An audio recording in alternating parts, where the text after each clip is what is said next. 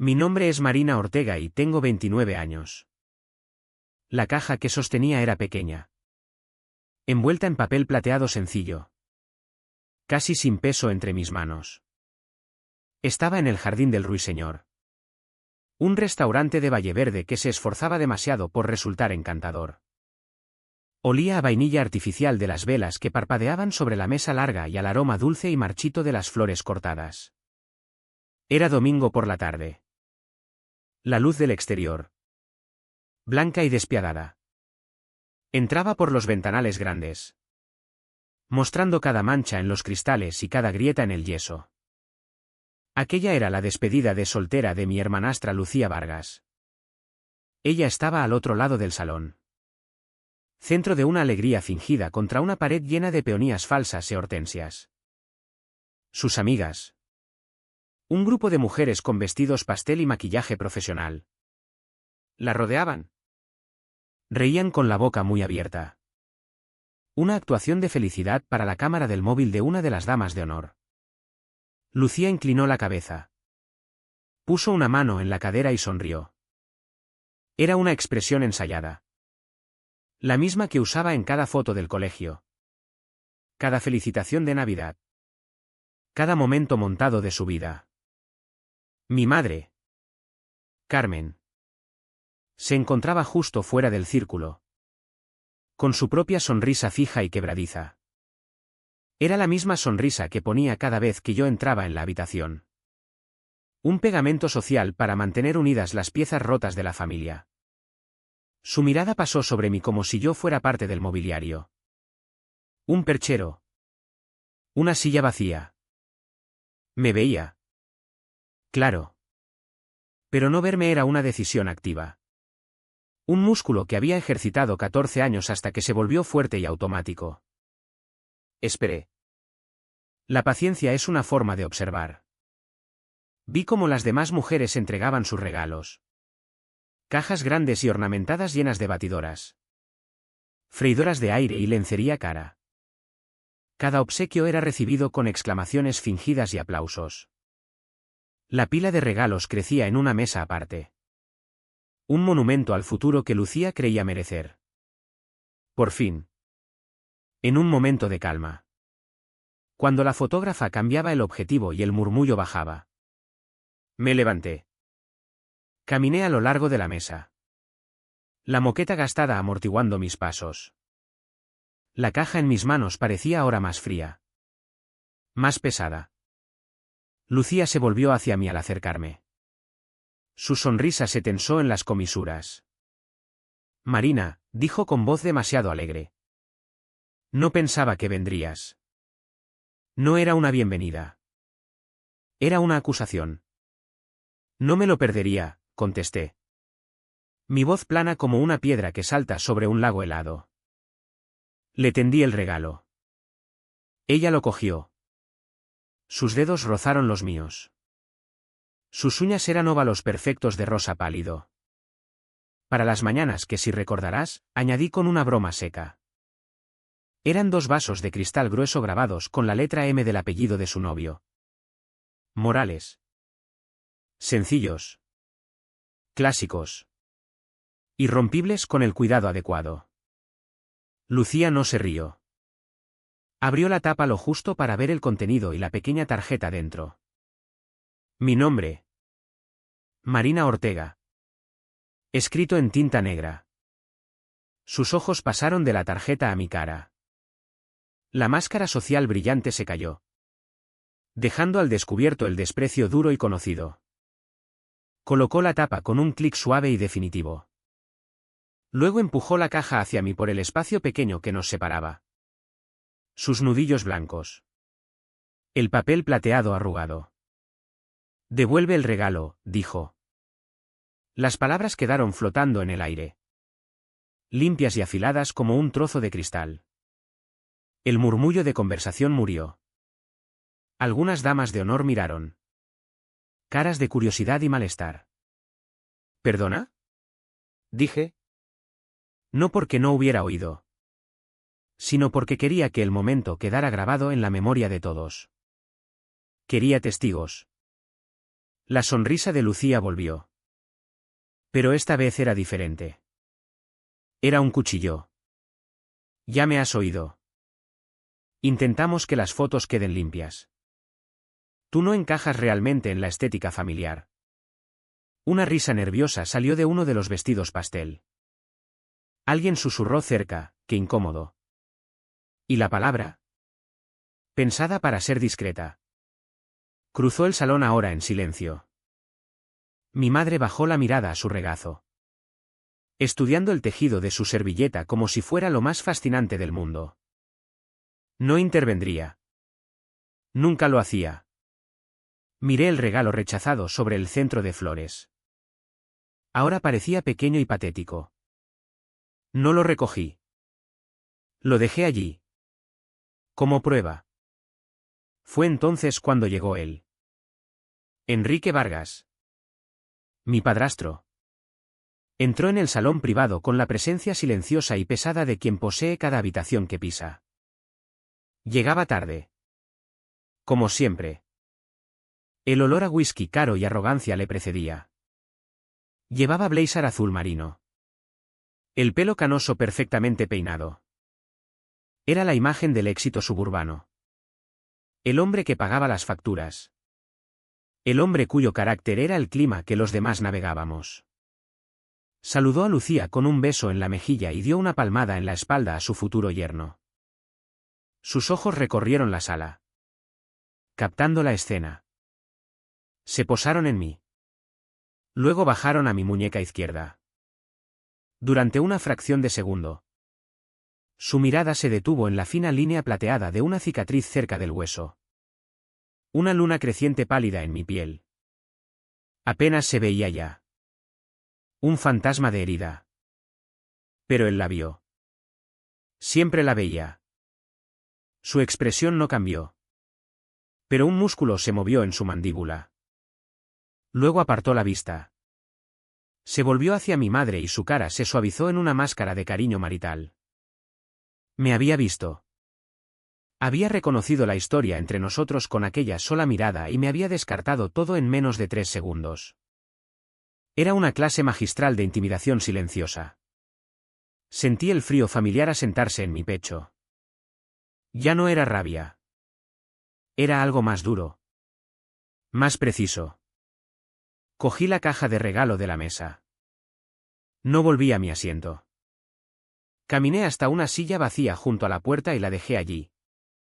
Abandonada. Saqué el móvil. Lo levanté fingiendo un mensaje. La lente era discreta. Tomé una sola foto de alta resolución del salón. La encuadré con cuidado. En la imagen aparecía la mesa larga. Las caras de las invitadas en distintos estados de incomodidad. Mi madre aún mirando la servilleta. Lucía sonriendo otra vez para sus amigas. Enrique sirviéndose un vaso de agua. Al fondo, un reloj grande y ornamentado en la pared. Las manecillas marcaban las 3:47. La calidad de la luz de la tarde. La posición de cada persona. La hora exacta. Era un contexto perfecto. Una coartada con marca de tiempo para la verdad. Guardé la foto en una carpeta segura y salí del salón a un pequeño patio de piedra vacío. El aire era fresco y olía a tierra húmeda y humo de coches de la calle cercana. Me apoyé contra la pared de ladrillo y abrí una aplicación en el móvil. Era una interfaz sencilla. Protegida por contraseña y encriptada.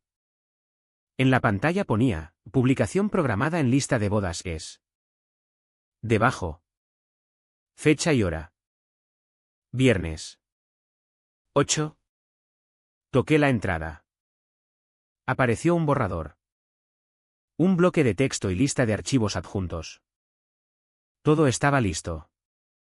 Solo necesitaba que el mundo siguiera girando 5 días más.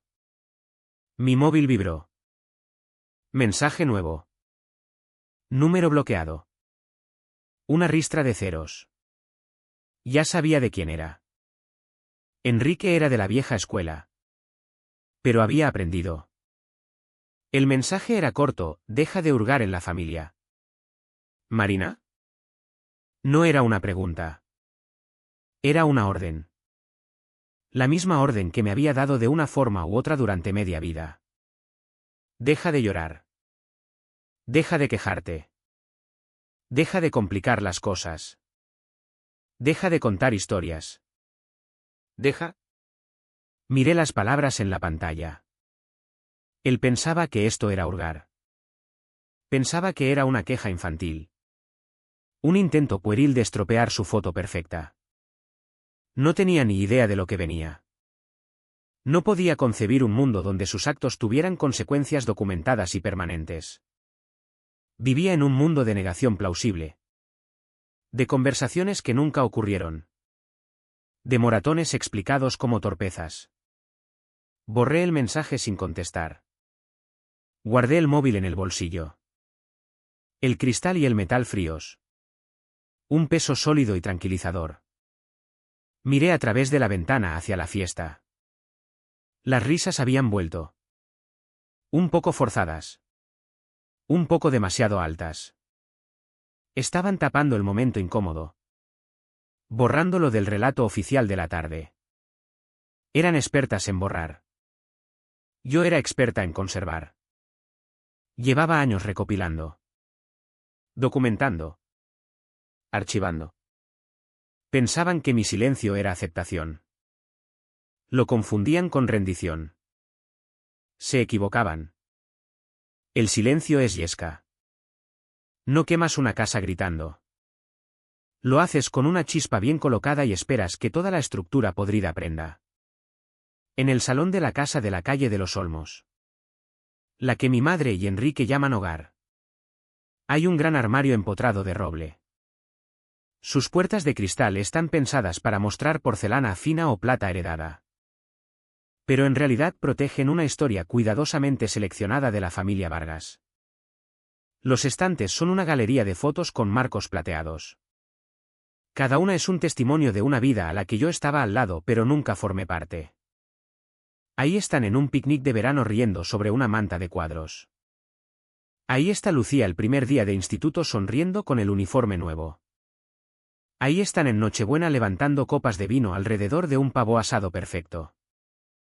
Ahí está la graduación de Lucía en la universidad. El birrete lanzado al aire. Enrique y mi madre flanqueándola. Sus caras. Máscaras de orgullo parental. En 14 años de fotografías.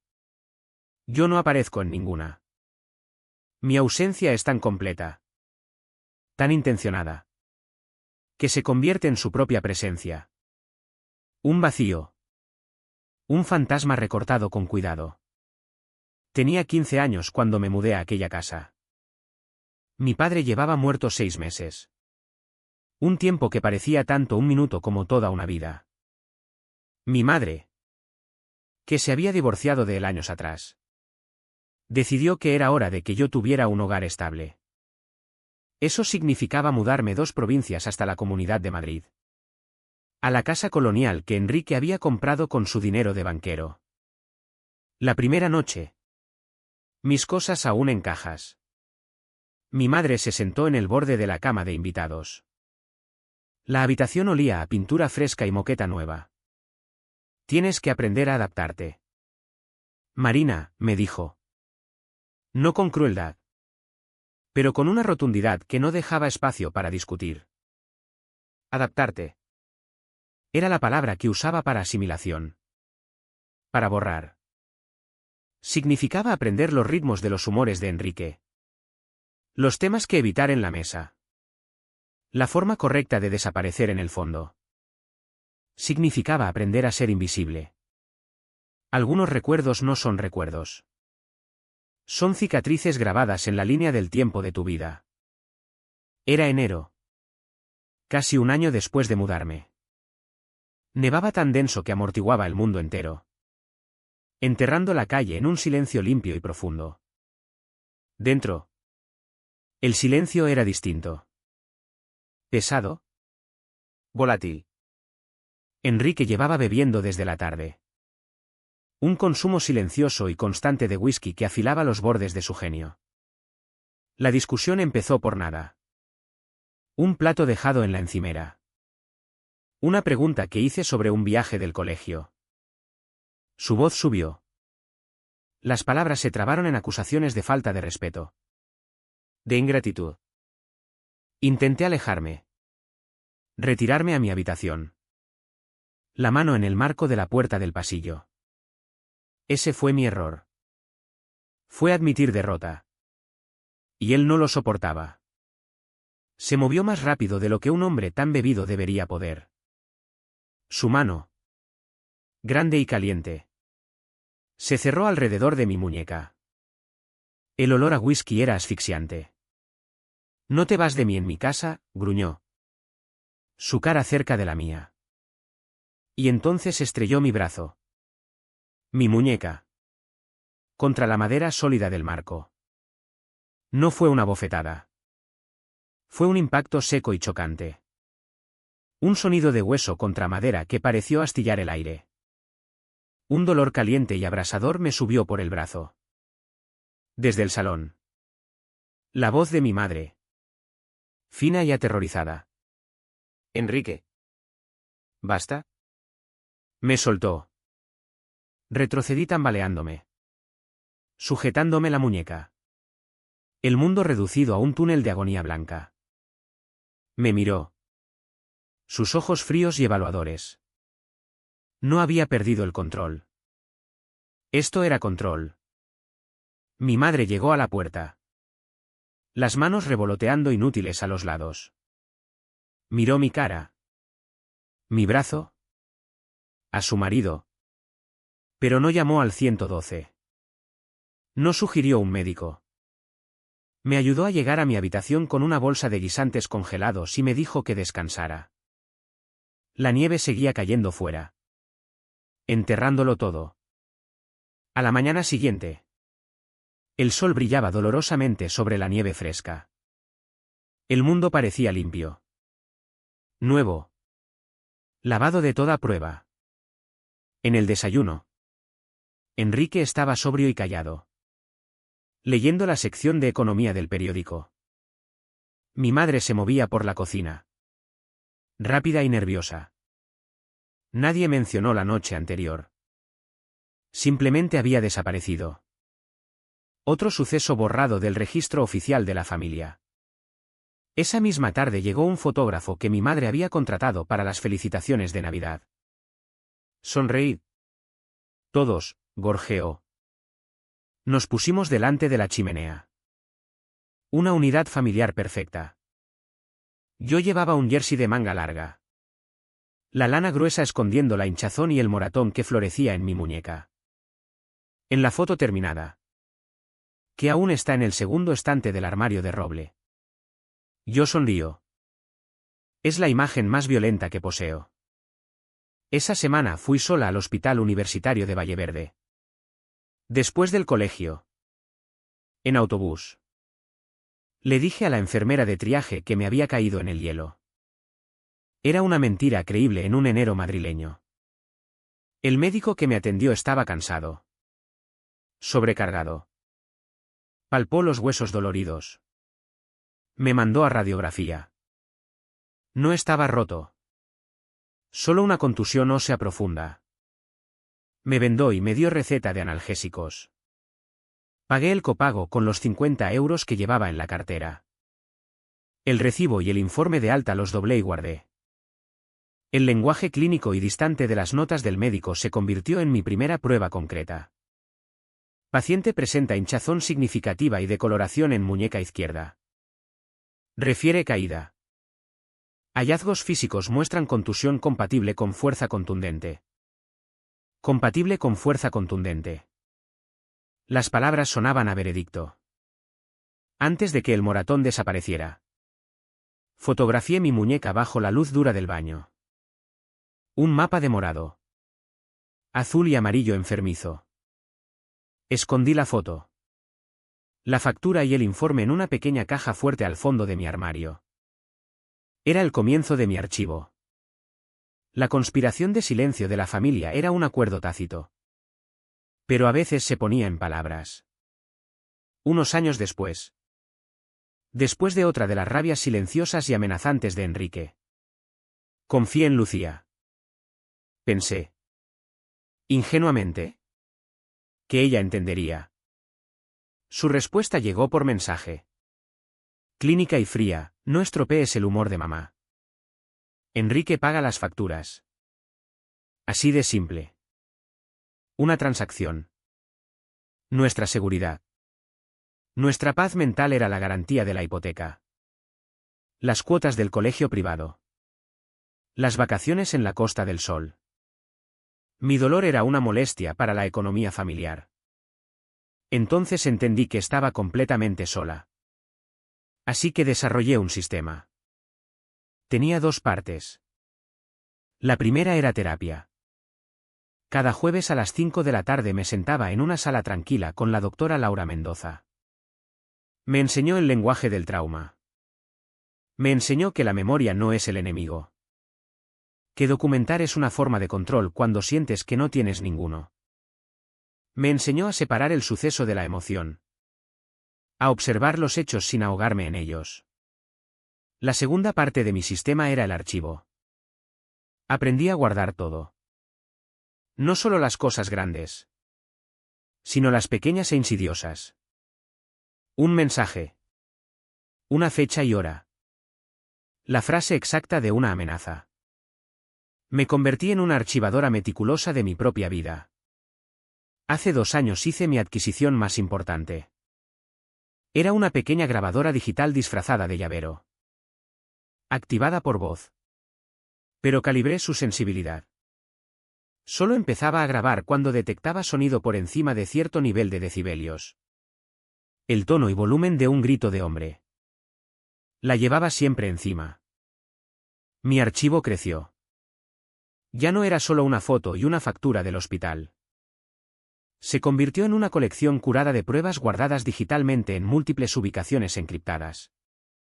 La colección final. La que adjunté a la publicación programada en listadebodas.es. Contenía 3 archivos de audio. ¿El más largo? 47 segundos. El más corto era el que empezaba con la voz de Enrique. Clara y sobria, ¿crees que alguien te va a creer? 6 fotografías de moratones tomadas a lo largo de 9 años. Cada una con marca de tiempo digital. Las ubicaciones variaban, una muñeca. Un hombro. La silueta tenue de dedos en un brazo superior. 2 facturas de urgencias de 2 hospitales distintos. 6 años de diferencia. Pagadas en efectivo. Ambas con notas médicas que describían lesiones compatibles con fuerza y no con accidente. Una captura de pantalla de un mensaje de número bloqueado. El que recibí después de la despedida, deja de hurgar en la familia. ¿Marina? Esta colección de datos no se montó por venganza. Me lo he repetido muchas veces a mí misma y a la doctora Mendoza. La venganza es un acto emocional caótico. Esto no lo es. Esto es una corrección del registro. Durante 14 años. El relato oficial ha sido el que se muestra en el armario de roble. Una familia feliz. Exitosa. Cariñosa. Mi archivo es una nota al pie de ese relato. Es la página arañada. Es la verdad que existe en los márgenes. Fuera de los marcos plateados. No buscaba retribución. No buscaba arruinar una boda. Buscaba que la verdad se oyera. Aunque solo fuera una vez. En un foro que ellos no controlaran. En un lenguaje que no pudieran negar. Buscaba que el silencio terminara. Cuando Lucía dijo las palabras, devuelve el regalo. Algo en la arquitectura de mi duelo y mi paciencia cambió. No fue un momento de rabia. Fue un momento de claridad fría y profunda. Durante años había sopesado las consecuencias de hablar. Siempre concluyendo que sería mi palabra contra la suya. Una batalla desordenada y emocional que estaba destinada a perder. Me pintarían como la hijastra inestable y vengativa. La alborotadora que busca atención. Ellos habían pasado 14 años construyendo una fortaleza de negación plausible. Y yo no tenía ariete. Pero aquellas 4 palabras dichas en público delante de una docena de testigos no fueron un ariete. Fueron una llave. Ella me había dado la justificación. La razón perfecta e irrefutable. Rechazó mi regalo. Así que yo devolvería el suyo, el regalo de mi silencio. La transacción era limpia. Era pública. Era el permiso que nunca supe que necesitaba. Esa misma noche, de vuelta en la quietud de mi pequeño apartamento. Las luces de Valleverde a lo lejos como un brillo distante e indiferente. No lloré. No caminé de un lado a otro. Me senté en mi escritorio y abrí el portátil. La máquina cobró vida. Su ventilador un suspiro mecánico suave en el silencio. Mis dedos estaban firmes sobre el teclado. No había duda. Los años de planificación. De archivar. De esperar una oportunidad que fuera legalmente sólida y moralmente irrefutable se habían condensado en este único punto en el tiempo. Navegué hasta el sitio web listadebodas.es. Las caras sonrientes y fotografiadas profesionalmente de Lucía y Alejandro me dieron la bienvenida desde el banner de la página principal: ayúdanos a construir nuestro futuro. El alegre texto en cursiva. Debajo. Categorías: cocina. Luna de miel. Fondo. Hogar. Jardín y allí. Escondido al final de la página. Estaba la función que había descubierto semanas atrás durante mi primera exploración, un pequeño enlace. Deja una nota para los invitados. Estaba pensado para mensajes dulces. Consejos de viaje para los de fuera. Actualizaciones de última hora sobre aparcamiento. Era una puerta sin cerrar. Hice clic. Apareció un sencillo cuadro de texto. Parecido a la interfaz de un blog. El cursor parpadeaba. Un pulso paciente y rítmico. Empecé a escribir. Mis primeras palabras estaban elegidas por su neutralidad desarmadora. Su tono suave de preocupación. Antes de comprar un regalo para Lucía y Alejandro. Creo importante que vosotros, como amigos y familia, tengáis un cuadro más completo de la familia a la que estáis apoyando. Por favor, leed esto. Los puntos suspensivos al final eran deliberados. Una pausa. Una invitación a inclinarse más cerca. A preguntarse qué podría venir después. Debajo del texto había una opción: adjuntar archivos. PDF. JPG. MP3. Este era el corazón de la operación. Abrí una carpeta en mi escritorio etiquetada simplemente archivo. Dentro estaban las materias primas de mi verdad. No lo subí todo. Eso habría sido caótico. Abrumador. Un vertido histérico de datos. Mi enfoque tenía que ser quirúrgico. Ya había compilado las pruebas clave en un único documento PDF de 5 páginas. Limpio y bien formateado. El título de la primera página era sencillo. Una línea de tiempo factual, 2011 a 2025. Había pasado una semana creándolo. Cada entrada era un dato despojado de emoción. Página 1. La cronología. 17 de enero de 2013. Visita a urgencias. Hospital Universitario de Valleverde. Diagnóstico: contusión en muñeca izquierda. Caso 73 B451. 4 de noviembre de 2019. Visita a urgencias. Hospital General de Madrid. Diagnóstico: daño en tejidos blandos de hombro derecho. Caso BGF 98C112. Las entradas eran escuetas. Fechas clínicas. Ubicaciones. Terminología médica oficial. Página 2 y 3, copias redactadas de los informes de alta. Usé un programa sencillo para dibujar barras negras gruesas sobre mi número de paciente. Nuestra dirección. El nombre del médico. Solo quedaba el membrete del hospital. La fecha y el diagnóstico, Contusión compatible con fuerza contundente. Página 4. Fotografías de alta resolución de las lesiones. Cada una con marca de tiempo digital en la esquina. Se presentaban sin comentario. La piel decolorada. La geografía del dolor. Hablaba por sí sola. Página 5. Una sola captura de pantalla. Mensaje de número bloqueado recibido a las 4:02 el día de la despedida. Deja de hurgar en la familia. ¿Marina? El PDF era un ejercicio de contención. No era una acusación. Era una colección de hechos. Las redacciones eran cruciales. Mostraban que no intentaba comprometer la seguridad del hospital ni violar leyes de privacidad. Estaba demostrando un patrón de eventos. Una historia que existía fuera de las fotos con marcos plateados del armario de Enrique. A continuación seleccioné el archivo de audio.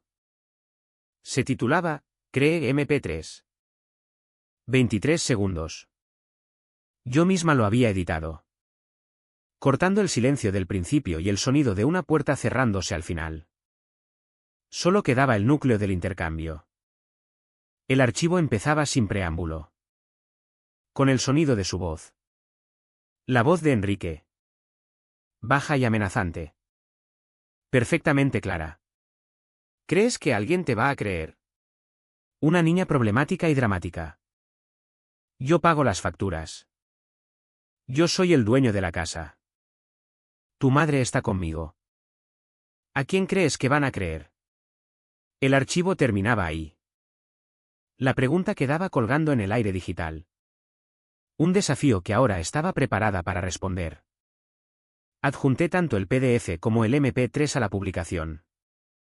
Miré la composición en la pantalla, texto. PDF. Archivo de audio. Era un paquete completo y autónomo de pruebas. Frío. Factual e irrefutable. El paso final en la web era programar. Apareció un pequeño icono de calendario. Seleccioné el viernes siguiente. Puse la hora a las 8. La cena de ensayo estaba programada para las 7:30 en Masía la Encina. Un local rústico chic y caro en el centro. A las 8 todo el mundo estaría acomodado. La primera botella de vino abierta. Los primeros brindis hechos. El ambiente sería de celebración íntima y relajada. La notificación de lista de bodas.es. Sonando en decenas de móviles a la vez. Caería como una granada aturdidora en aquella sala tranquila y feliz, impacto máximo. Daño colateral mínimo para el local o su personal. Esto era sobre ellos. No sobre un escándalo público. El escándalo quedaría contenido dentro de su propia lista de invitados cuidadosamente seleccionada. Con la publicación programada. Cerré la ventana del navegador. Una calma extraña se posó sobre mí. Fui al baño y miré mi reflejo en el espejo. Mi cara estaba pálida. Mis ojos oscuros. Vi a la chica de 15 años con la muñeca magullada escondida detrás de las facciones de la mujer de 29. Miré directamente a mis propios ojos. No estamos arruinando una boda, dije en voz alta. La palabra, estamos, sonó bien. Era para las dos. Estamos terminando una mentira. El reflejo no vaciló. Estábamos de acuerdo.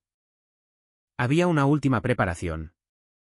Esto no era solo un acto emocional. Era táctico. Volví al escritorio. Abrí el cliente de correo y redacté un mensaje nuevo. El destinatario era una abogada. Laura Mendoza. Del Centro de Asistencia Jurídica Gratuita del Centro. Me había reunido con ella 2 veces el último año. Hablando solo en hipótesis. Me había asesorado sobre las diferencias legales entre calumnia, difamación y el discurso protegido de compartir las propias experiencias documentadas. El correo era breve, estimada abogada Mendoza. Para su archivo adjunto encontrará los documentos. Los he programado para hacerse públicos el viernes por la noche. Esto es para su referencia en caso de cualquier acción retaliatoria. Toda la información presentada es factual y documentada. Gracias por su consejo. Atentamente. Marina Ortega. Adjunté exactamente el mismo PDF y MP3. Pulsé enviar. Era un interruptor de hombre muerto digital. Una copia de las pruebas registrada con una profesional legal antes del evento. Era mi póliza de seguro. Por fin volví al borrador de lista de bodas.es que había guardado sin finalizar. Miré el campo vacío para el título de la publicación. Mis dedos flotaron sobre las teclas. Pensé en la pequeña caja plateada que aún estaba en el asiento del copiloto de mi coche. Rechazada. Pensé en los años de silencio forzado. Un regalo que les había dado cada día para mantener una paz frágil que nunca fue paz de verdad. Escribí el título, Devuelve el regalo del silencio. Hice clic en programar. Apareció una pequeña marca verde en la pantalla. Tu nota para los invitados está programada para el viernes a las 20:00. Estaba hecho. El mecanismo estaba armado. El reloj corría. Ahora solo tenía que esperar a que sonara la alarma. La Masía La Encina estaba diseñada para parecer un viejo granero caro al que le habían quitado cualquier rastro de autenticidad. Vigas de madera vistas cruzaban un techo abovedado del que colgaban elaboradas lámparas de hierro que goteaban luz amarilla cálida. Las mesas eran largas de madera recuperada cubiertas con mantelería blanca impecable que caía al suelo en pliegues perfectos. En cada cubierto, una pequeña tarjeta plegada mostraba un nombre en caligrafía pretenciosa. El nombre en la mesa principal repetido en la mitad de las tarjetas era Vargas.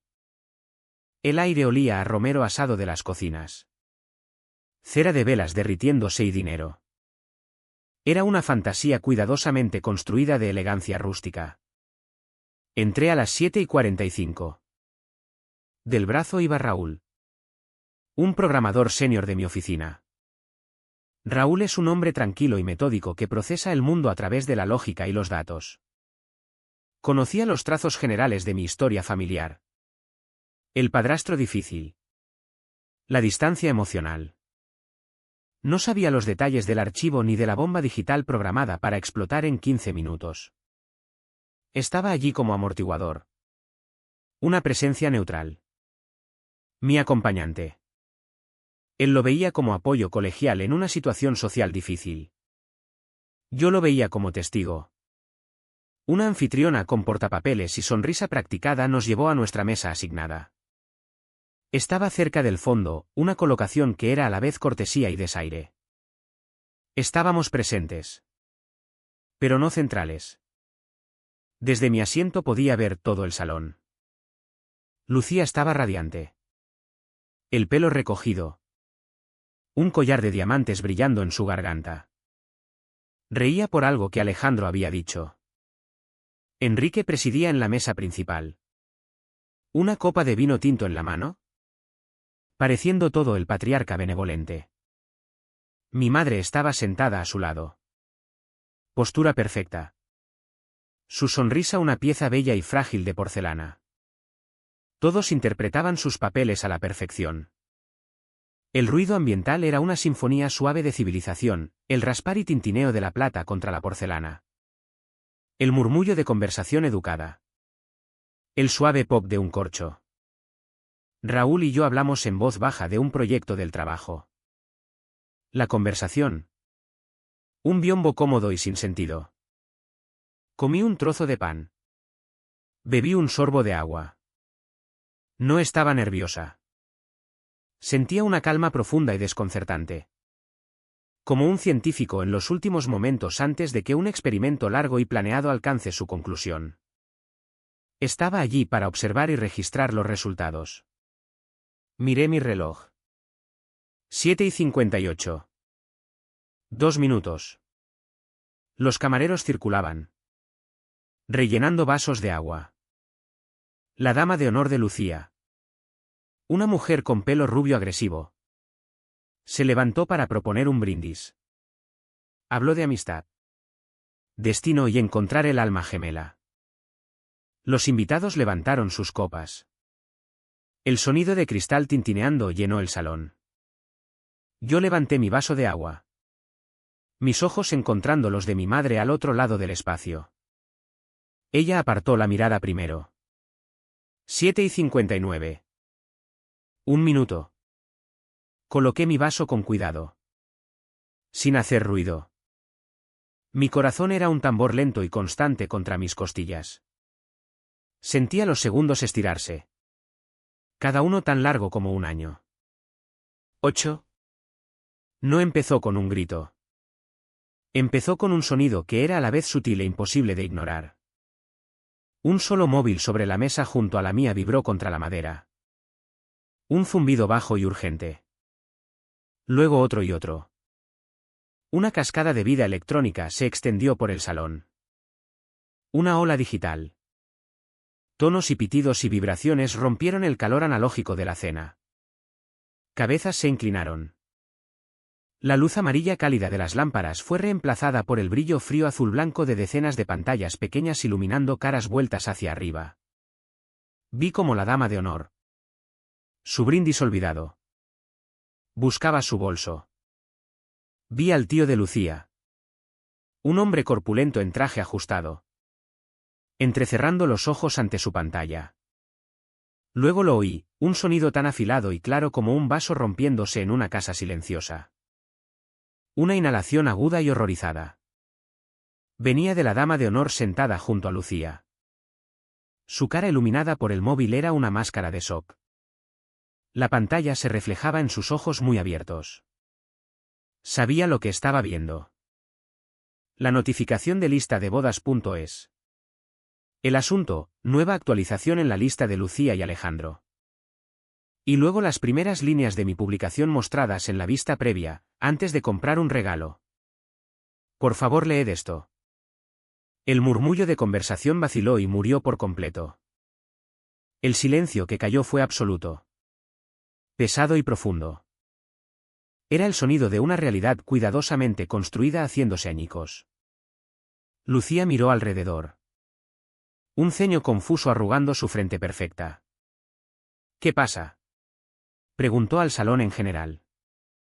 La dama de honor a su lado simplemente levantó su móvil. La mano temblando ligeramente. Los ojos de Lucía recorrieron la pantalla. Vi cómo el color abandonaba su cara.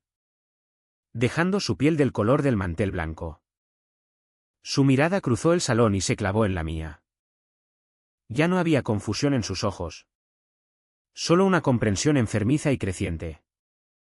Marina, dijo. Su voz un susurro estrangulado que de algún modo cruzó el salón silencioso. ¿Qué es esto?, antes de que pudiera contestar. Una silla raspó violentamente contra el suelo de madera. Enrique estaba de pie. Su cara una nube de tormenta. Los ojos llameantes. No me miró a mí. Se dirigió al salón. Su voz un mandato atronador destinado a aplastar toda disidencia. Apagadlo, ordenó. Las manos cortando el aire. Es un virus. Un timo. Es falso. Unos pocos bajaron los móviles por reflejo. Su autoridad estaba tan arraigada en su círculo social. Pero la mayoría no. Sus ojos estaban pegados a las pantallas.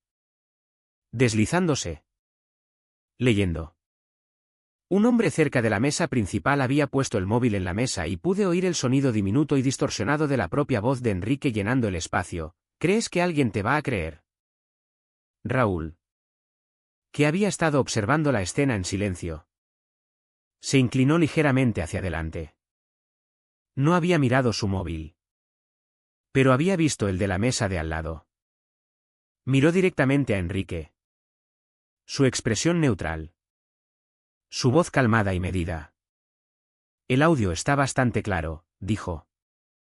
La afirmación era sencilla. Factual y absolutamente devastadora. Era una observación objetiva de una parte neutral. Atravesó la negación balbuceante de Enrique como una aguja. La cabeza de Enrique se volvió hacia Raúl.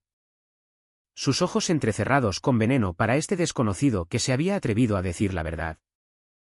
Un tirón frenético y desesperado en mi manga. Me volví.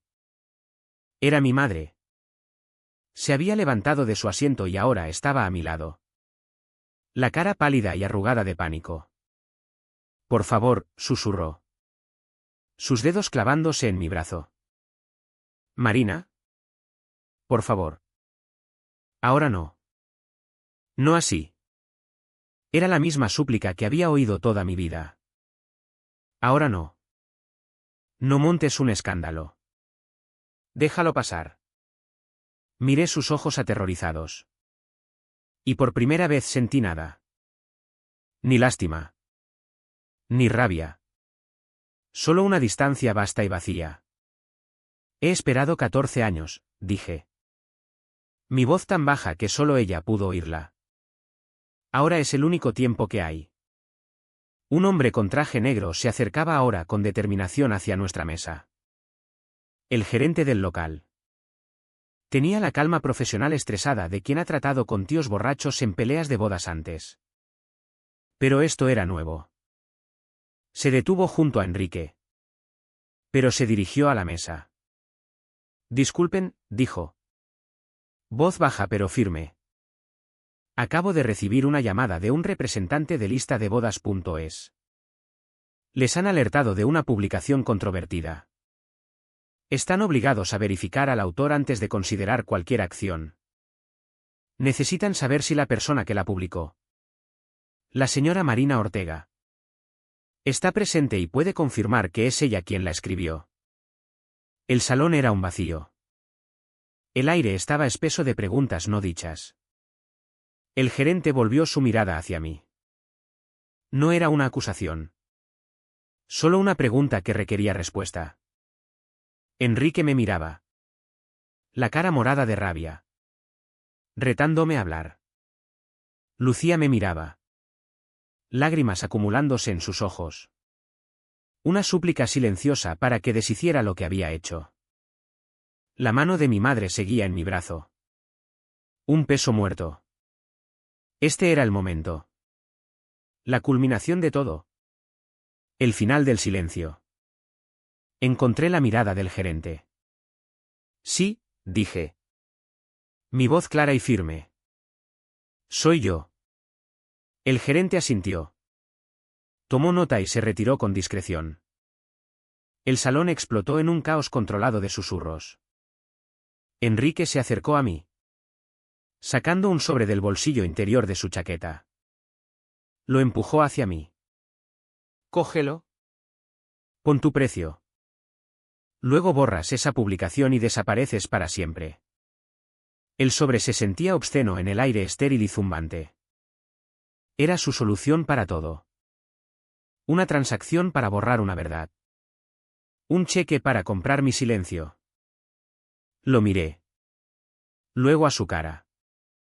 Sus ojos eran pequeños puntos duros de furia. Creía su propia mentira tan completamente.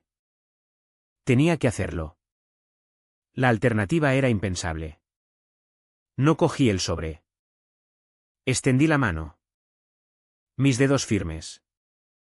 Y puse mi mano sobre la suya. Empujé el sobre hacia el asta que quedó plano contra su pecho. No necesitaba tu dinero. Enrique, dije. Mi voz tan tranquila y firme como mi mano. Necesitaba un hogar seguro. Tú me diste facturas de urgencias. Su cara se contrajo. Un breve destello feo de shock porque me había atrevido a tocarle. A rechazar su poder. Tú. La voz de Lucía. Un chillido crudo que sonaba fuera de lugar en su vestido de alta costura. Se lanzó hacia adelante. La cara manchada de lágrimas y rabia. No podías simplemente quedarte apartada. Tenías que arruinarlo todo. Estás arruinando mi boda. Me volví a mirarla. Esto nunca fue sobre tu boda. Lucía. Fue sobre los 14 años de Nochebuenas y veranos y cumpleaños donde todos os sentabais alrededor de una mesa y fingíais que nada de eso había pasado nunca.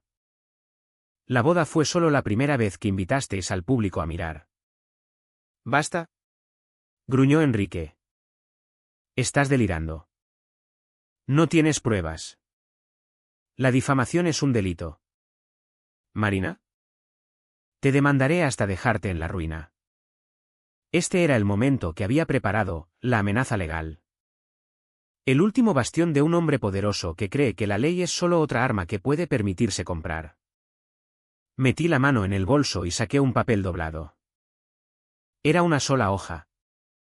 Un resumen impreso en el membrete de Laura Mendoza. Asistencia jurídica. Lo tendí no a él sino hacia el gerente que observaba la escena con ojos aterrorizados de quien ve su vida profesional pasar ante sus ojos. Esto es un resumen de mi posición legal preparado por mi abogada, dije. Mi voz adoptando el tono frío y formal de una declaración.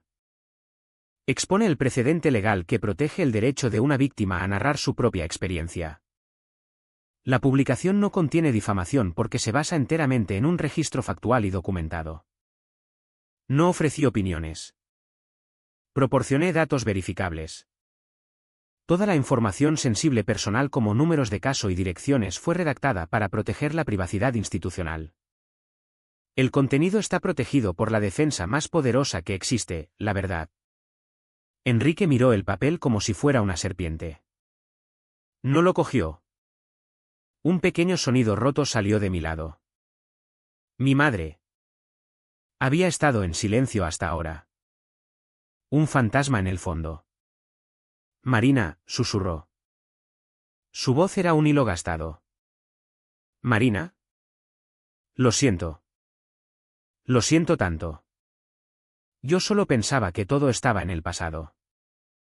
Pensaba que habíamos pasado página. ¿Pasado página? Miré a mi madre y el hielo en mis venas se agrietó un poco. No se pasa página de un hueso roto. Mamá. Se cura. Pero siempre cura diferente. Recuerda la rotura. Tú no querías pasar página. Querías que yo olvidara. Metí la mano en el bolsillo y saqué mi móvil. Mi pulgar se movió a la carpeta de audio. Había 3 archivos. El mundo había oído el primero. Este era distinto. Este era para ella. Pulsé reproducir. El archivo duraba 11 segundos. La calidad del audio era imperfecta. Ligeramente amortiguada. Grabada desde dentro del bolsillo de mi chaqueta 2 años atrás durante una discusión en su cocina. Pero las voces eran inconfundibles. Primero, la voz de mi madre. Alta y suplicante. Cargada de un miedo que nunca mostraba a nadie más. Enrique. Por favor. Para allá. Luego un latido de silencio. Y luego un sonido. Un golpe sordo y pesado. No fue una bofetada. Fue el sonido de un cuerpo chocando contra una pared. De aire siendo expulsado de unos pulmones. La grabación terminaba en el zumbido silencioso del almacén. El sonido pareció resonar. Mi madre emitió un ruido como un animal moribundo y se cubrió la boca con las manos. Lucía miraba. La cara un lienzo de horror creciente. Como si por fin entendiera que el monstruo de su casa era real. La cara de Enrique ya no estaba roja de rabia. Estaba blanca de pura rabia animal. La máscara había desaparecido. El patriarca benevolente. El banquero exitoso. Todo evaporado bajo la luz fluorescente zumbante. Solo quedaba la cosa que había estrellado mi muñeca contra un marco de puerta todos aquellos años atrás. Tú, gruñó. Y se lanzó. Ocurrió rápido. Pero el gerente fue más rápido. Era un hombre sorprendentemente sólido y se interpuso directamente en su camino. Plantando las manos en el pecho de Enrique. Señor. Necesita calmarse. Ya basta. Enrique forcejeó un segundo. Un hombre poderoso no acostumbrado a ser retenido.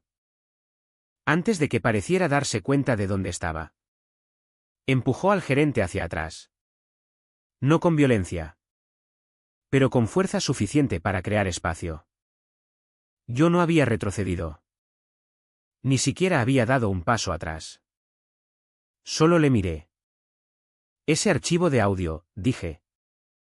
Mi voz cortando el eco de su embestida, forma parte de un informe complementario que presenté esta mañana en la Comisaría de Policía Nacional de Valleverde. Es un anexo a mi declaración original de 2013. La que hice cuando le dije a la enfermera del colegio que me había caído. Dejé que calara. Incluí los informes de urgencias, las fotos y una declaración jurada. El número de caso de aquel informe original está referenciado en el PDF que publiqué online. Está redactado para el público.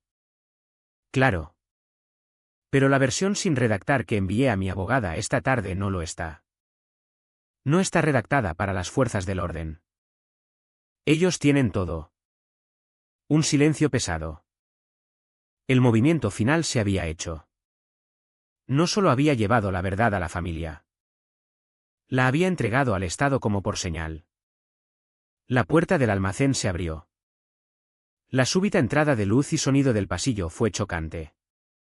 Un hombre estaba en la puerta. Alto. Con el uniforme de la Policía Nacional. Su cara era calmada. Profesional. Tomó la escena. Enrique respirando pesadamente. Mi madre sollozando en sus manos. El gerente con aspecto profundamente aliviado. Su placa decía, Agente Ruiz. El gerente había hecho la llamada en el momento en que Enrique se lanzó. Una amenaza creíble de violencia. Los ojos del agente recorrieron de persona a persona. Evaluando. Y finalmente se posaron en mí. Hemos recibido una llamada sobre un altercado, dijo. Su voz. Lo más razonable que había oído en toda la noche. Vamos a necesitar tomar declaración a todos los presentes. El agente Ruiz era un hombre que entendía la física de una crisis. Su primera acción fue separar los elementos volátiles. Tomó la declaración de Enrique I. Llevándolo fuera del almacén al salón principal. Colocándolo en una mesa lejos de los invitados restantes. Ese simple acto de separación cambió el ambiente en el almacén al instante. El aire, que había estado espeso con amenaza de violencia, se aclaró, dejando un residuo de duelo y agotamiento. Tomó mi declaración después. De pie en la puerta. Le di los hechos. Los mismos que había expuesto en el PDF. Hablé en tono bajo y uniforme. Mencioné el informe complementario que había presentado esa mañana en Valleverde. Le di el nombre de mi abogada de asistencia jurídica. Laura Mendoza. Lo anotó todo en una libreta pequeña. Su expresión ilegible. Cuando terminé. Asintió. De acuerdo. Señora Ortega. Puede esperar en el salón. Por favor. No abandone las instalaciones. Salí del almacén.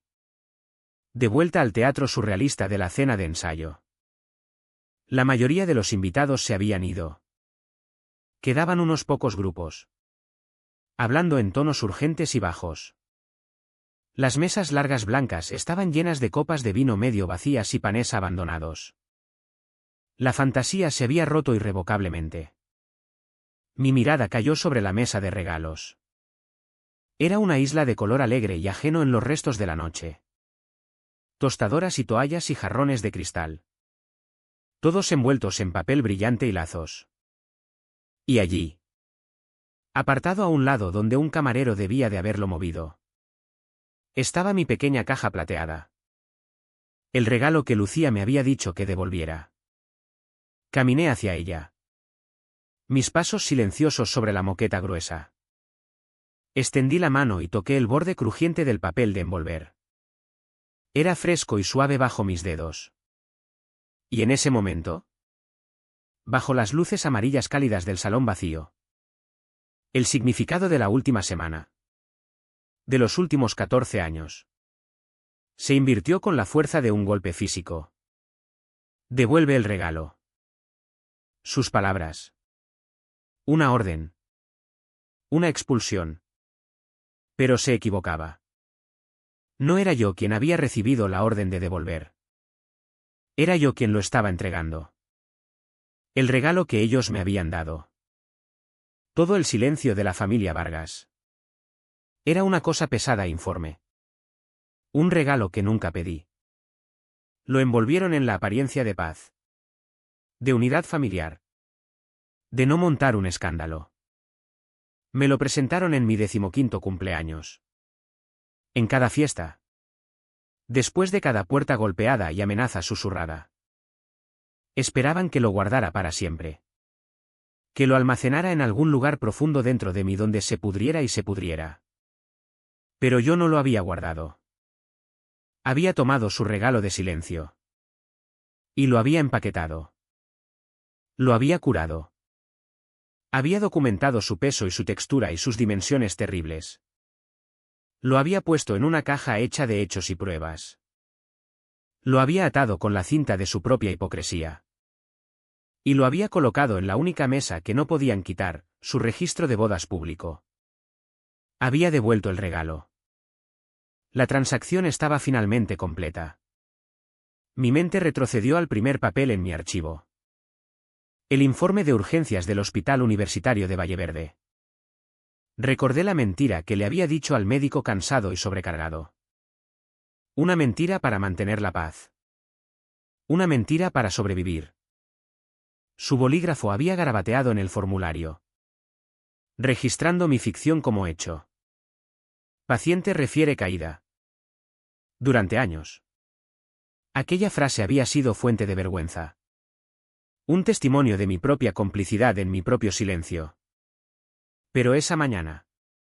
En la declaración jurada que había presentado en la comisaría. Había corregido el registro. Había tachado aquella mentira con una verdad que se sentía tan sólida y real como el bolígrafo en mi mano. En la descripción narrativa del suceso del 17 de enero de 2013 había escrito, me agarró el brazo y me empujó contra el marco de la puerta. No caí. Me empujó. Era un cambio pequeño. Una palabra por otra. Pero era todo. Era la diferencia entre ser víctima de la circunstancia y víctima de un delito. Era el sonido de una cerradura abriéndose después de 14 años. Al teclear aquella palabra. Noté algo. Mi mano. Que durante años había tenido un temblor tenue y casi imperceptible. Estaba perfectamente quieta. Una mano se posó suavemente en el respaldo de la silla a mi lado. Me volví. Era Raúl. Había estado sentado en silencio en nuestra mesa abandonada. Observándome. No ofreció lugares comunes vacíos. No dijo que sentía lo que había pasado. Solo me miró. Su expresión de certeza tranquila y sólida. Marina, dijo. Voz baja. No estás sola en esto. Y supe que era verdad. Tenía a mi abogada. Tenía a la gente tomando declaraciones en la sala de al lado. Tenía a Raúl. Un compañero que se había convertido en algo más. Una presencia que anclaba en la tormenta. La arquitectura de mi aislamiento había sido una mentira. 2. Su simple afirmación de apoyo fue la confirmación final que necesitaba. Era hora del siguiente paso. No sobre el pasado, sino sobre el futuro. Saqué mi móvil. Abrí mi aplicación de mensajería encriptada y busqué el contacto de Laura Mendoza. Mi pulgar se movió por la pantalla. Tecleando un mensaje que había pensado durante meses. Pero que nunca había estado preparada para enviar hasta ahora. Lista para proceder con orden de alejamiento. Pulsé enviar. No había duda. No era una pregunta. Era una instrucción. Un movimiento definitivo de defensa ofensiva. Un muro legal que ahora empezaría a construir. Desde el fondo del salón. Un estallido repentino de música me hizo saltar. ¿El DJ? Al que aparentemente habían ordenado continuar. Estaba haciendo prueba de sonido para el evento del día siguiente. Los acordes iniciales sintetizados de una canción de Journey resonaron por el salón cavernoso y vacío. El sonido era tan chocantemente normal. tan grotescamente alegre, que resultaba absurdo. La música de 1000 bodas felices. Una banda sonora para una vida que nunca había conocido. Sonando sobre la escena de mi propia liberación tranquila. Miré de la mesa de regalos a la puerta del almacén. El agente Ruiz hablaba ahora con mi madre y Lucía. Podía irme. Podía salir por la puerta principal. Subir a mi coche y alejarme de todo esto. Podía dejar que el sistema legal y las consecuencias sociales siguieran su curso sin mí. Era lo que la chica de 15 años dentro de mí quería hacer. Huir. Esconderse. Desaparecer. Pero ya no era ella. No me iría.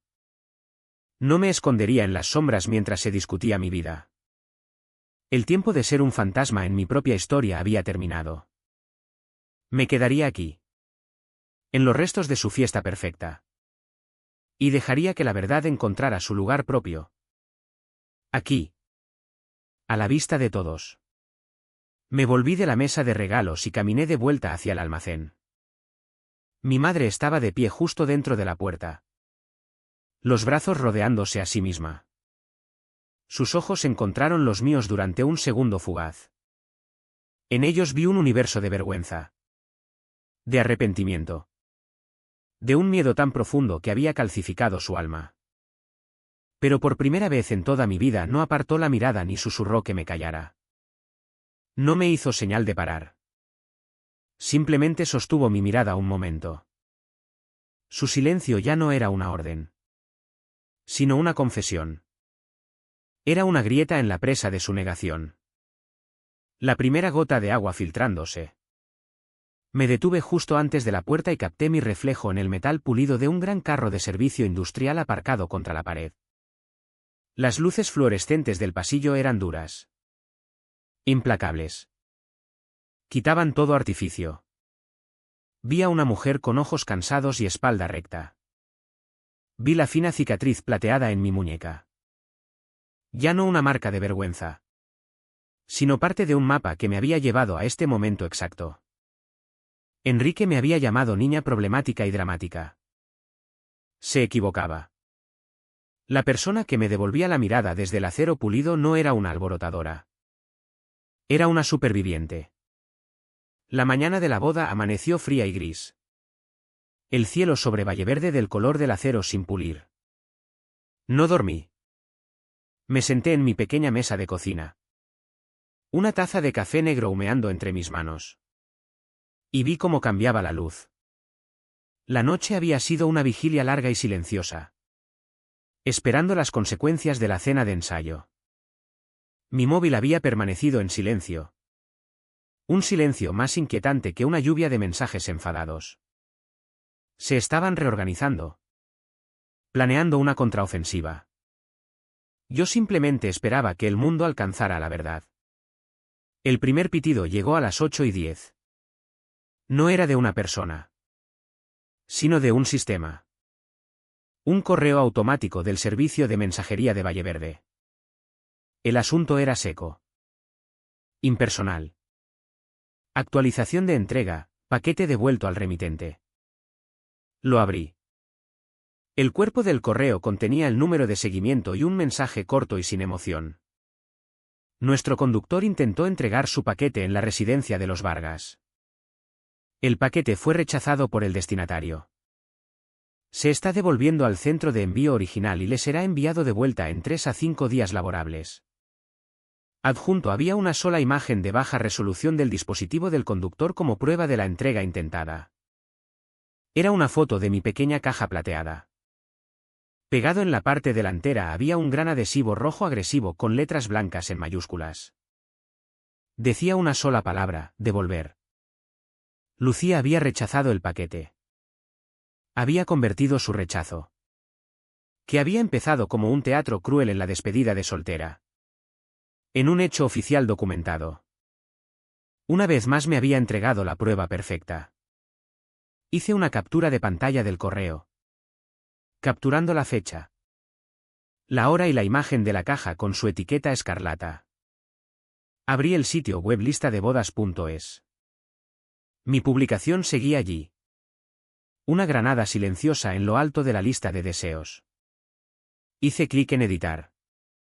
Subí la captura, colocándola directamente debajo de mi declaración inicial. Luego añadí una nueva línea de texto. Un pie de foto para la imagen, algunos regalos pertenecen de vuelta de donde vinieron. Pulsé guardar. El efecto fue inmediato. El ecosistema digital, que había estado zumbando toda la noche, se reavivó. Los pocos comentarios que quedaban defendiendo a la familia Vargas fueron rápidamente enterrados bajo una nueva ola de reacciones. Una mujer que se identificaba como tía de Alejandro publicó: "Esto es profundamente preocupante. Estamos pausando nuestras compras de regalos hasta tener claridad sobre esta situación". Su comentario recibió más de 50 likes en 10 minutos. La marea de la opinión pública, que había sido un remolino de confusión, ahora empezaba a moverse decididamente en una dirección. A las 9:30 llegó otro correo. Este de listadebodas.es. Asunto: acción tomada en su lista. Mi estómago se tensó. Por un momento pensé que habían encontrado una laguna. Una forma de silenciarme. Pero el mensaje era distinto. Estimados Lucía Vargas y Alejandro Ruiz. Es una carta tipo con copia a mí como autora de la publicación. Debido al alto volumen de informes de usuarios y a una solicitud explícita de ustedes, el organizador del evento, hemos suspendido temporalmente la función de compra de regalos en su lista. Tengan en cuenta que, según nuestros términos de servicio, esta acción no se aplica al contenido generado por usuarios en la sección de nota para invitados. La nota permanecerá visible hasta que sea eliminada por el autor verificado. Lo leí otra vez. Se habían disparado en el pie. En su pánico habían cerrado su propia capacidad de recibir regalos. Pero no habían podido quitar la razón por la que. La lista era ahora un cartel estático mostrando mi advertencia para que todos la vieran. La llamada decisiva llegó a las 10:47. Mi móvil sonó. Número local desconocido. Contesté al segundo tono. ¿Marina Ortega? Preguntó una voz de hombre. Calmada y profesional. Sí. Soy yo. Soy el agente Ruiz de la Policía Nacional de Valleverde. Hablamos anoche. Sí. ¿Agente? Recuerdo. Le llamo para informarle de que he estado en contacto con la Comisaría de Madrid. Han revisado el informe complementario que presentó ayer por la mañana junto con las pruebas digitales que aportó. Dada la naturaleza de las pruebas y los sucesos reportados anoche, han marcado el caso como urgente. El juez del juzgado está dispuesto a escuchar una petición de orden de alejamiento de emergencia esta tarde. Hay un hueco a las 3. ¿Puede estar en el juzgado de Valleverde para entonces? Miré el reloj de la cocina. 10:48. La ceremonia de boda estaba programada para las 4 en la iglesia de San Pedro. 1 hora de diferencia. Una eternidad. El sistema legal. Tan a menudo una máquina lenta y rechinante. De repente se movía con la velocidad de una bala. Sí, dije. Mi voz clara y firme. Estaré allí. Bien. Traiga toda la documentación que tenga. Le veré allí. Colgó. El mundo de repente se enfocó con nitidez. Raúl me había escrito antes. Un simple: avísame si necesitas algo. Le llamé. Contestó al instante. ¿El juzgado?, dije. Necesito que me lleves al juzgado para las 3. No hubo duda en su voz. Te recojo a las 2:30. Llegó exactamente a la hora. El trayecto al centro fue silencioso. El coche. Una cápsula segura y muda moviéndose por una ciudad ajena a la guerra que se libraba en su interior. Al llegar al juzgado, mi móvil empezó a vibrar. Un zumbido frenético e insistente. Era una ristra de mensajes de Lucía. Marina, Por favor, no hagas esto. Ya has dejado clara tu postura. Todo el mundo está histérico. La boda es un desastre. Si paras esto ahora, yo haré que se disculpen. Una pausa. Luego la oferta patética final. Yo me disculparé. Miré las palabras en la pantalla. La súplica desesperada y condicional de alguien que aún no entendía la naturaleza fundamental del problema. Pensaba que esto era sobre un sentimiento. Una disculpa. Una concesión. Pensaba que mi dolor podía regatearse. Tecleé mi respuesta. Mi pulgar presionando cada letra con fría precisión. Una disculpa no es una orden de alejamiento. Envié el mensaje y luego bloqueé su número. El juzgado olía a papel viejo. Cera de suelo y una ansiedad tenue y persistente. El agente Ruiz me recibió dentro y me guió por el proceso. Entregó el expediente a una funcionaria. Una mujer con ojos cansados y maneras eficientes y sin tonterías. Nos sentamos en una pequeña sala vacía delante de un juez que miró el expediente. Luego a mí por encima de sus gafas de lectura. Me hizo 3 preguntas. ¿Las declaraciones de este documento son verdaderas y exactas según su conocimiento? ¿Cree que está en peligro inmediato de acoso o daño por parte de la persona nombrada aquí? ¿Enrique Vargas? ¿Entiende que esta es una orden temporal pendiente de una audiencia completa? A cada pregunta contesté. Sí. Señoría. Asintió. Hizo una anotación en el expediente y se lo devolvió a la funcionaria. Ella cogió un sello de madera pesado. Lo bajó sobre la primera página de la orden con un golpe fuerte y satisfactorio que resonó en la sala silenciosa. Era un sonido de finalidad. Un sonido de hecho. Me entregó las copias. Allí estaba. En tinta negra nítida bajo el sello del Estado, Orden de Protección Temporal de Emergencia. Establecía que Enrique Vargas tenía legalmente prohibido acercarse a menos de 500 metros de mi persona. Mi hogar o mi lugar de trabajo. Tenía prohibido contactarme directa o indirectamente. La orden era efectiva inmediatamente. Eran las 3:28. Salimos a la luz pálida de la tarde. Raúl esperaba junto al coche. No preguntó cómo había ido. Solo me miró y yo le di un pequeño asentimiento casi imperceptible. Subí al asiento del copiloto. No para ir a casa, sino para terminar el trabajo del día. Tomé una foto de la primera página de la orden de protección con mi móvil. La convertí en PDF. Abrí mi correo. Lo dirigí al gerente de Masía La Encina. El hombre que había presenciado el comienzo del fin la noche anterior. Puse en copia a la organizadora de la boda y a la oficina principal de la iglesia de San Pedro. El asunto era sencillo, para seguridad y protección en el evento Vargas Ruiz. El cuerpo del correo era una sola frase, adjunto orden de protección temporal de emergencia efectiva inmediatamente para su referencia en garantizar la seguridad de todos los invitados y proveedores en el evento de hoy. Adjunté el PDF. Pulsé enviar. El reloj del salpicadero del coche marcaba las 3:34. La boda era en 26 minutos. El aire dentro de la iglesia de San Pedro era fresco y quieto. Pesado con el aroma de lirios blancos y madera vieja pulida. La luz del sol se filtraba por las altas vidrieras sin historia. No era cálida ni dorada, sino un blanco duro y clarificador que blanqueaba el color de los trajes caros de los invitados. Eran un mar de pasteles y trajes oscuros. Todos mirando al frente. Una congregación esperando un sacramento. Eran las 3:55. El organista empezó a tocar un preludio suave y esperanzado. Las notas hinchándose para llenar el techo abovedado. Un sonido tan profundamente arraigado en la cultura de las bodas que casi era invisible. Estaba de pie al fondo del pasillo central. Justo dentro de las pesadas puertas de roble.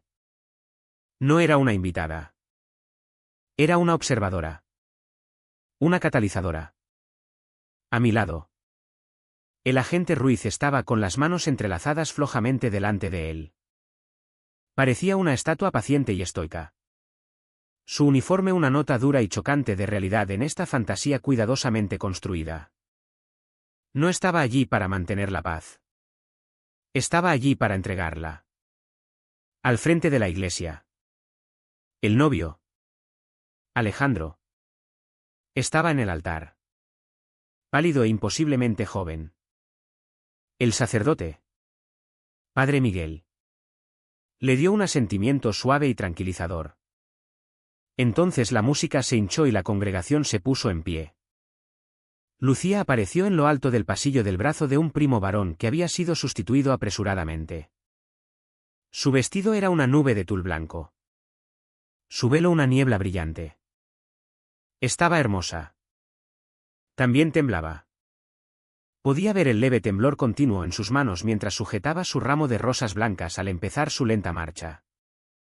Sus ojos recorrieron las caras de los invitados. Buscando. Suplicando. Luego su mirada me encontró.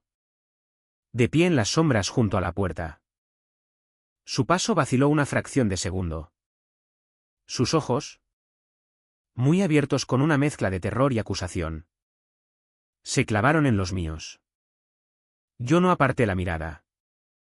En el primer banco, Enrique Vargas estaba sentado rígido como un palo. Su smoking estaba perfectamente cortado. Pero su corbata de seda parecía demasiado apretada. Un lazo que constreñía su cuello grueso. Miraba directamente al frente. Un músculo moviéndose en su mandíbula. Fingiendo que yo no estaba allí. A su lado. Mi madre estaba sentada como una mujer tallada en hielo. Sus manos enguantadas apretadas en su regazo. Lucía llegó al altar. La música se suavizó y se desvaneció en un silencio reverente.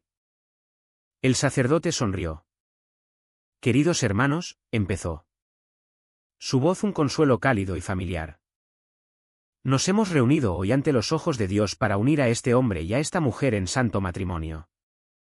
Esa fue la señal. El agente Ruiz dio un solo paso deliberado hacia adelante desde las sombras.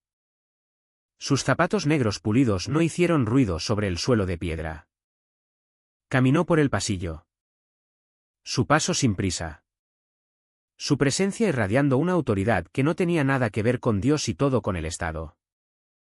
Un oleaje de confusión recorrió los bancos. Cabezas se volvieron. Susurros murieron antes de formarse. El sacerdote se detuvo. La boca ligeramente abierta. La mano flotando sobre su libro abierto. El agente Ruiz no se detuvo hasta llegar al primer banco. Se paró directamente delante de Enrique Vargas. No levantó la voz. No necesitaba hacerlo. En el profundo silencio resonante de la iglesia. Sus palabras fueron tan claras y afiladas como un escalpelo. Notificación de orden de protección temporal a Enrique Vargas. Las palabras cayeron en el espacio sagrado con el peso de una piedra de trono. Nadie se movió. Nadie respiró. El único sonido en toda la iglesia fue el crujido nítido del agente Ruiz desdoblando un documento legal trifol. Era un sonido que cortaba a través de los lirios y el incienso y los votos sagrados. Era el sonido de una mentira siendo abierta de un tirón. Esta orden emitida por el juzgado de Valleverde, continuó el agente. Su voz un monótono procedimental calmado, le prohíbe cualquier forma de contacto. Directo o indirecto. Con la demandante. La señora Marina Ortega. Le prohíbe cualquier acto de acoso o amenaza. Hizo una pausa. Dejando que las palabras calaran. Luego asestó el golpe final decisivo. La orden además le prohíbe estar conscientemente presente en cualquier evento público o privado donde la demandante también esté presente. Esto incluye lugares de culto. Miró del papel a Enrique. La señora Ortega está presente. Señor. Está usted en violación de una orden judicial. La organizadora de la boda. Una mujer que había estado revoloteando cerca de la capilla lateral. Dio ahora un paso adelante. La cara cenicienta. Había recibido mi correo. Sabía lo que era esto. Hizo un gesto al jefe de seguridad del local, que había estado discretamente posicionado cerca. El gerente habló. Su voz un susurro bajo y urgente destinado solo a Enrique. Señor. Tendrá que salir ahora. Por favor. Enrique no parecía oírle. Me estaba mirando. Su cara una máscara modelada y horrible de incredulidad y odio puro y sin adulterar. Se levantó lentamente. Era un hombre grande y su presencia llenaba el espacio. Un vórtice de violencia contenida. Esta es la boda de mi familia, empezó. Su voz un gruñido bajo y peligroso. Se detuvo. Sus ojos habían parpadeado hacia el pasillo lateral donde una mujer vestida de invitada sostenía en alto una pequeña cámara profesional. No era la fotógrafa oficial de la boda. Era Amelia Vargas, la reportera del diario de Valleverde. El flash de su cámara fue una explosión silenciosa azul-blanca que pareció congelarle en el sitio. La amenaza de exposición pública de una foto que viviría para siempre en Internet. Esa era la única fuerza más poderosa que su rabia. Se desinfló. La agresión se drenó de él, reemplazada por una mirada de furia impotente pura. Y entonces ocurrió el suceso más silencioso y significativo del día. Mi madre, que había estado congelada a su lado, tomó una decisión. Se levantó y dio un pequeño paso deliberado hacia un lado, alejándose de su marido. No le tocó. No le miró. Simplemente se movió, creando un espacio de varios centímetros entre ellos. Era una distancia diminuta y era un cañón. Era la primera vez en 14 años que no se ponía a su lado. Miré de vuelta al altar. Miré a Lucía. Estaba mirando a su padre. Su velo torcido. Una sola lágrima perfecta trazó un camino por su maquillaje. Luego otra. No podía adivinar su significado. Eran lágrimas por su boda arruinada. ¿La fantasía derrumbada por la que tanto había trabajado? ¿O eran por fin lágrimas por la verdad? Enrique se volvió. Su movimiento rígido, robótico. Caminó pasando el altar. Pasando a su hija llorosa. Pasando la cara atónita de su futuro yerno. No miró a nadie. El guardia de seguridad le escoltó por un pasillo lateral hacia una salida trasera. La pesada puerta de roble se abrió, dejando entrar una rebanada de la tarde gris. Y luego se cerró tras él con un golpe profundo y resonante que reverberó por la iglesia silenciosa. En el momento en que la puerta se cerró, el organista, por algún instinto preprogramado y presa del pánico, dejó de tocar. La nota final colgante se desvaneció en nada. El sacerdote se aclaró la garganta. Los invitados permanecieron de pie, congelados, inseguros del nuevo protocolo para una boda que había sido tan completa y quirúrgicamente interrumpida. Nadie habló. Nadie se sentó. Nadie aplaudió para romper la tensión. El silencio que llenaba ahora la iglesia era distinto. No era el silencio reverente de un ritual sagrado. No era el silencio soqueado de un escándalo público. Era un espacio limpio y vacío. Un vacío donde antes había una mentira. El silencio esta vez me pertenecía a mí. Me volví de espaldas al altar. No esperé a que el sacerdote despidiera a la congregación. No esperé a ver qué harían Lucía o mi madre después. Su historia a partir de este momento era suya. Yo simplemente había devuelto las páginas que faltaban. Caminé. Mis pasos medidos. De vuelta por el largo pasillo silencioso. Raúl cayó en paso. Un paso detrás de mí. Una presencia tranquila y firme a mi espalda. No habló. No había nada que necesitara decirse. El silencio en la iglesia era una respuesta en sí mismo. Al llegar al nártex, el amplio vestíbulo de piedra de la iglesia, vi que la mesa de regalos se había montado allí. Estaba cargada de cajas envueltas en papel brillante y bolsas de regalo lustrosas. Un monumento alegre y optimista a una boda que ahora sería recordada por razones completamente distintas. Mis ojos encontraron inmediatamente la pequeña caja plateada con el adhesivo rojo chillón de devolver todavía pegado. Estaba aparte de los demás regalos. Una paria. Caminé hacia la mesa. El aire aquí era más fresco. Más cerca del mundo exterior. Cogí la caja. Los 2 vasos de cristal dentro se movieron, haciendo un sonido suave y tintineante. Eran pesados. Se sentían reales. Metí la mano en el bolso y saqué un bolígrafo negro. En la pequeña tarjeta cuadrada de regalo debajo de mi propio nombre aún había un pequeño espacio blanco. Destapé el bolígrafo. El clic fue fuerte en el vestíbulo silencioso. Escribí 4 palabras. Mi letra clara y firme. La tinta un negro permanente y definitivo contra la tarjeta blanca.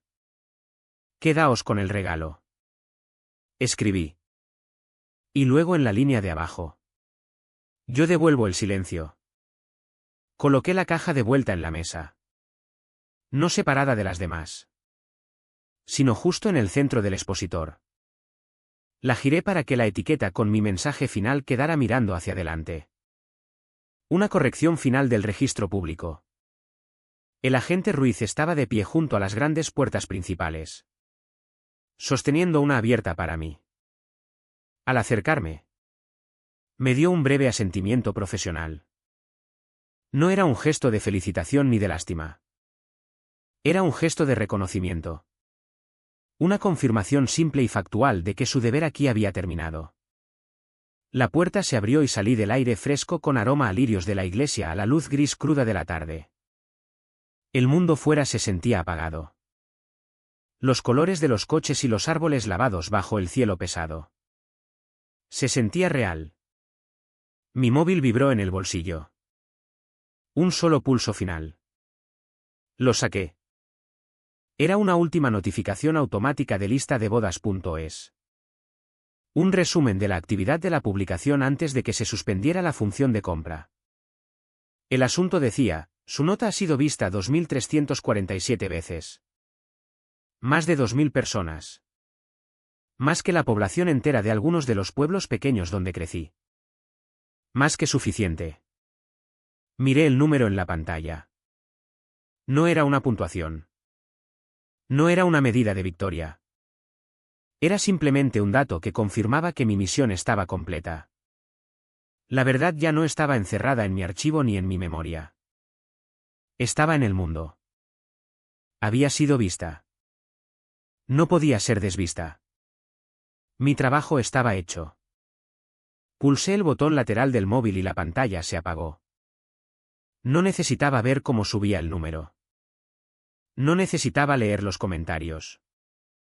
No necesitaba que más gente me creyera. La verdad estaba ahora en su lugar propio.